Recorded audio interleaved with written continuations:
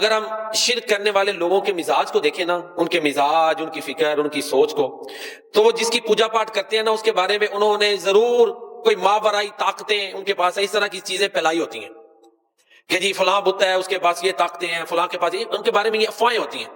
چنانچہ جو ابراہیم علیہ السلام کے دور میں کہہ لیں کہ ایک بڑا بت کدا تھا، ظاہر ہے اس کے بارے میں بھی اس طرح کی افواہیں ہوں گی کہ جس نے ان کے بارے میں سوچا یا تکلیف پہنچانے کی کوئی فکر کی، اسے یہ چھوڑیں گے نہیں۔ یہ آج بھی آپ دیکھیں نا، یہ جب سومناتھ کے جو مندر تھا اس کو جب سلطان محمود غزنوی رحمۃ اللہ تعالیٰ علیہ نے توڑا تو کیا تھا، پہلے جب حملے وہ کامیاب نہیں ہوئے تو وہ کیا انہوں نے پھیلایا، لو جی ان میں طاقتیں بڑی ہیں۔ اسی طرح غوری جو ہے شہاب الدین غوری، انہوں نے جب وہ علاقہ فتح کیا تو وہاں کے جو ہندو تھے باقاعدہ ان کو ڈرا رہے تھے کہ ہمارے دیوتاؤں کے ساتھ نہیں الجھنا، یہ تمہیں مزہ چکھائیں گے۔ یعنی اس طرح کے آپ کو پتہ نظریات جھوٹے پھیلائے ہوتے ہیں۔ چنانچہ جو مشرکین کا مزاج ہے، اگرچہ قرآن میں اس طرح نہیں ہے لیکن آج کے دور کے بھی شواہد، تاریخی شواہد، پیارے نبی صلی اللہ علیہ وسلم کے دور میں جو بت پرستی ہوتی تھی ان بتوں کے بارے میں یا ان کے بارے میں جو لوگوں نے جھوٹے نظریات پھیلائے ہوتے تھے وہ یہی ہوتے ہیں کہ ان کے پاس بڑی طاقتیں ہیں، کوئی ان کا نقصان نہیں پہنچا سکتا، جو ان کے بارے میں کچھ کرے گا یہ اس کو تباہ کر دیں گے، اس طرح کی سوچیں۔ تو اس قسم کے جو توہمات ہیں ان کو ختم کرنے کے لیے جو بات سمجھ آتی ہے، تاریخ کے جو حقائق ہیں ان کی روشنی میں ابراہیم علیہ السلام نے ان بتوں کو توڑا تھا، واللہ اعلم بالصواب۔ قرآن میں یہ نہیں ہے۔ تو دیکھیں کس جرأت کے ساتھ ابراہیم علیہ السلام نے اپنے عقیدے کا اظہار کیا، بیان کیا، وہ اللہ نے سورہ الانبیاء میں بیان کیا۔ اللہ فرماتے ہیں کہ ابراہیم علیہ السلام نے اپنے والد اور اپنی قوم کو کہا ما هذه التماثيل التي انتم لها عاکفون، یہ جو بت ہیں ان کی کیا وجہ ہے کہ تم ان کے سامنے اعتکاف کرتے ہو، ان کی بندگی کرتے ہو، کیا وجہ ہے؟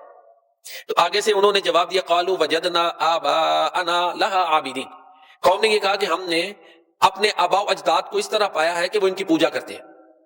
اب دیکھیں جب ظاہر ہے باپ دادا اس قوم کے جتنے بڑے تھے ان سب کا وہ مذہب قرار پایا نا، قوم نے کہا کہ یہ تو ہماری قوم کا مذہب ہے، باپ دادا پردادا ہم اوپر سے یہی کام کر رہے ہیں، ہمارا یہ مذہب چل رہا ہے، یہ عقیدہ چل رہا ہے۔ تو اب ابراہیم علیہ السلام نے بلا جو ہے نا جھجک، کسی ہیزیٹیشن کے بغیر فوراً کہا قال بل انتم قال لقد کنتم انتم وآباؤکم فی ضلال مبین، تم بھی اور تمہارے آباء و اجداد بھی کھلم کھلی گمراہی میں، دو توک بیان کی۔ اب اس کو بے ادبی نہیں ہم کہیں گے، سمجھانا ہے نا، ایک دائی کا کام ہے۔ اب یہ نہیں جی قوم کے باپ دادا بڑے جو ہے نا بزرگ ان کا نام آ گیا لہذا چپ کر جائیں، ایسے ہوتا ہے نا ایک معاملے میں، جی اس میں تو بڑے بڑے لوگ ہیں تو لہذا پھر خاموشی اختیار کی جاتی۔ ابراہیم علیہ السلام نے کی سیرت نے یہ واضح کیا توحید کے معاملے میں کمپرومائز نہیں۔ یہاں سے پتا چل گیا نا توحید تو یہ ہے کہ خدا حشر میں کہہ دے یہ بندہ دو عالم سے خفا میرے لیے تھا۔ پوری قوم آباء و اجداد بڑوں وڈیروں سب کا مذہب کیا تھا؟ بتوں کی پوجا کرنا۔ اب سیدنا ابراہیم علیہ السلام نے یہاں پر خاموشی اختیار نہیں کی، صاف الفاظ تم بھی، انہیں اپنی قوم کو کہا تم بھی اور تمہارے آباء و اجداد بھی سب کھلم کھلی گمراہی میں۔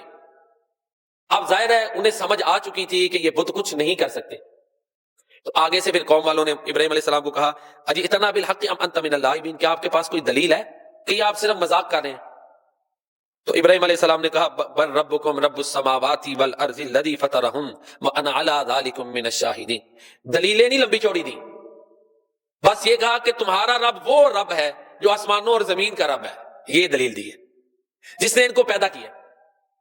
اور کوئی دلیلیں لمبی چوڑی ابراہیم علیہ السلام نے اللہ تعالیٰ کے بارے میں نہیں دی۔ اس کا مطلب یہ ہے کہ اللہ کے بارے میں انہیں بھی کچھ نہ کچھ پتا تھا قوم والوں کو۔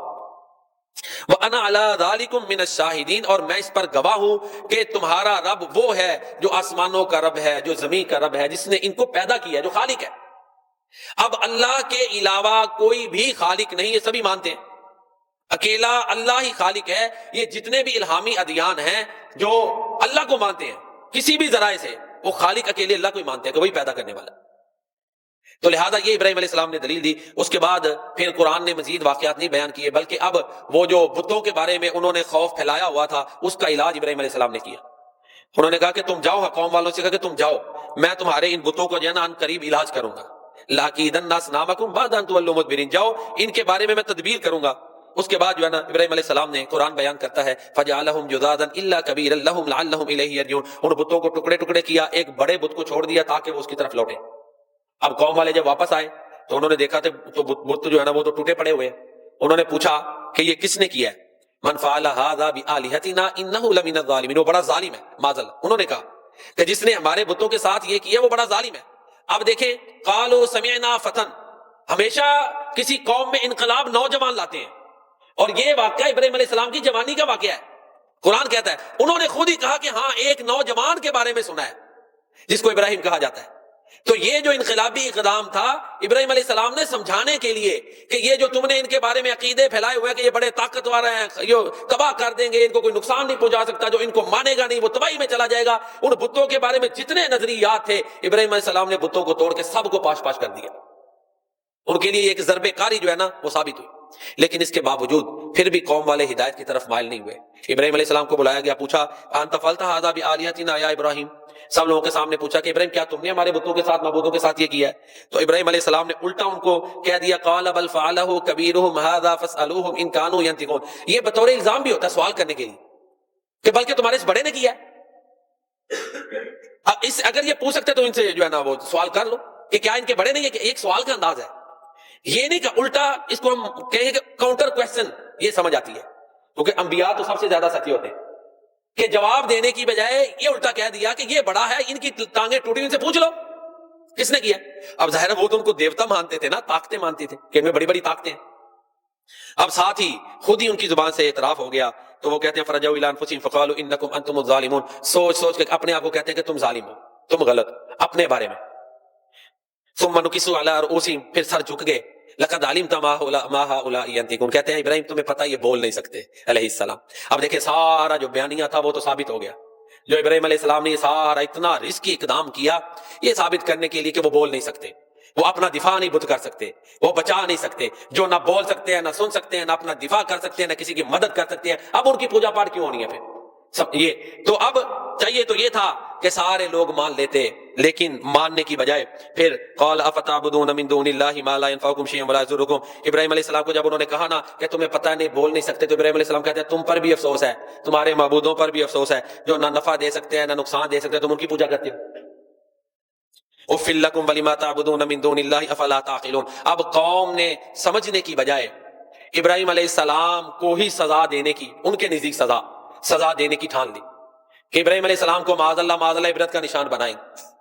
تو یہ ابراہیم علیہ السلام کا کردار ہے جو قرآن نے بیان کیا. خوف زدہ نہیں ہوئے، انہوں نے ایک بہت بڑا آگ کا الاؤ تیار کیا اور خود انہوں نے فیصلہ کیا کہ ابراہیم علیہ السلام کو آگ میں جلائیں اور اپنے معبودوں کی مدد کریں. چنانچہ ابراہیم علیہ السلام کو آگ میں پھینکا گیا. قرآن بیان کرتا ہے قلنا یا نار کونی بردا وسلاما علی ابراہیم وارادوا به کیدا فجعلناهم الاخسرین. انہوں نے ابراہیم علیہ السلام کے خلاف بہت بڑی چال چلی، آگ جلائی، لیکن ہم نے چال چلنے والوں کو ہی گھاٹے میں مبتلا کر دیا. اور ہم نے آگ کو کہا کہ اے آگ تو ابراہیم علیہ السلام کے لیے ٹھنڈی ہو جا، سلامتی والی ہو جا. تو ابراہیم علیہ السلام آگ میں پھینکے گئے، خوف زدہ نہیں ہوئے. کیا انہوں نے اللہ کی راہ میں شہید ہونا ہے یا بچنا ہے؟ کوئی پتہ نہیں. تبھی تو قربانی تھی نا بڑی. اور بعض روایت میں یہ بھی آتا ہے کہ فرشتہ بھی آیا کہ کوئی مدد کی ضرورت ہے، انہوں نے کہا نہیں میرے لیے اللہ کافی ہے. یہ توکل کی بات ہے. اور پھر اللہ اکبر، اللہ نے کی نا مدد، آگ کو سلامتی والی اور ٹھنڈی بنا دیا. اور یہ اللہ کی محبت میں ابراہیم علیہ السلام نے قربانی دی. اور اقبال نے پھر اسی واقعہ کو اپنے الفاظ میں یوں بیان کیا ہے: نالا ہے بلبل شریدہ تیرا خام ابھی، اپنے سینہ میں اسے اور ذرا تھام ابھی. پختہ ہوتی ہے اگر مصلحت اندیش ہو عقل، عشق ہو مصلحت اندیش تو ہے خام ابھی. بے خطر کود پڑا آتش نمرود میں عشق، عقل ہے محو تماشا لبے بام ابھی. عشق فرمودہ قاسی سے صبح گام عمل، عقل سمجھی ہی نہیں معنی پیغام ابھی. تانا سوزی در تنور چون خلیل کہ بیابی نصرت رب جلیل. یہ تو اس نے بڑا پیمانہ اقبال نے رکھ دیا. کہتا ہے اللہ کی مددیں ایسے ہی نہیں آتی، قربانیاں دینی پڑتی ہیں. جیسے ابراہیم علیہ السلام آگ میں کودے تب مدد آئی. تم کہتے ہو کہ ما ورائی ما فوق الفطرت، تمہاری مددیں آ جائیں اور اس طرح کا تم ایمان نہ پیش کرو، کیسے ہوگا؟ کردار، ایمان، یقین یہ پیش کرنا پڑے گا. جب تمہارا یقین، ایمان، کردار یہ ہوگا تو پھر اللہ کی مددیں آئیں گی. اور ابراہیم علیہ السلام دیکھیں نا، یہ کتنی بڑی قربانی ہے. انہوں نے توحید سمجھانے کے لیے کتنا بڑا اقدام کیا. دلائل کی دنیا میں وہ فاتح تھے لیکن قوم نہیں مانی. اور پھر اس کے بعد اللہ اکبر، اللہ فرماتے ہیں ہم ابراہیم علیہ السلام کو اس زمین کی طرف لے گئے جس کو ہم نے برکتوں والا بنایا. اب ایک انعام، ار کے علاقے سے نکلے بیت المقدس چلے گئے ہیں برکتوں والی زمین میں. پہلا انعام اس کا یہ مل گیا. دوسرا انعام وَوَهَبْنَا لَهُ إِسْحَاقَ وَيَعْقُوبَ نَافِلًا وَكُلًّا جَعَلْنَا صَالِحِينَ. دیکھیں بندہ ساری زندگی دعائیں کرتا ہے اپنے لیے، اپنی اولادوں کے لیے نیک ہو جائے، ہے کہ نہیں؟ اللہ نے پہلے ہی کہہ دیا ہم نے اسحاق اور یعقوب ان کو عطا کیے، وہ نیک نبی تھے. یہ دوسرا بڑا انعام، انبیاء کی ایک پشت چلا دی. وَجَعَلْنَاهُمْ أَئِمَّةً يَهْدُونَ بِأَمْرِنَا، ہم نے ان کو امام بنا دیا. وہ ہمارے حکم کے مطابق لوگوں کی رہنمائی کرتے تھے. یہ بھی خوبیاں, یہ انعامات مسلسل ابراہیم علیہ السلام کو اس وقت ملے, اور ان کا اعلان اللہ نے کیا جب انہوں نے آگ میں کود کر اللہ کی توحید جو ہے نا وہ لوگوں تک پہنچائی. وَأَوْحَيْنَا إِلَيْهِمْ فِعْلَ الْخَيْرَاتِ وَإِقَامَ الصَّلَاةِ وَإِيتَاءَ الزَّكَاةِ وَكَانُوا لَنَا عَابِدِينَ. تعریفیں ہی تعریفیں ہیں. ہم نیکی والے کام ان کے دلوں میں ڈالتے تھے, وہی کرتے تھے. وہ نماز پڑھتے تھے, زکوٰۃ دیتے تھے, وہ سب ہمارے فرما بردار تھے. تو یہ ابراہیم علیہ السلام کو اللہ تعالیٰ نے انعام عطا فرمایا. تو آزمائشوں سے گزر کر نعمتیں ملتی ہیں.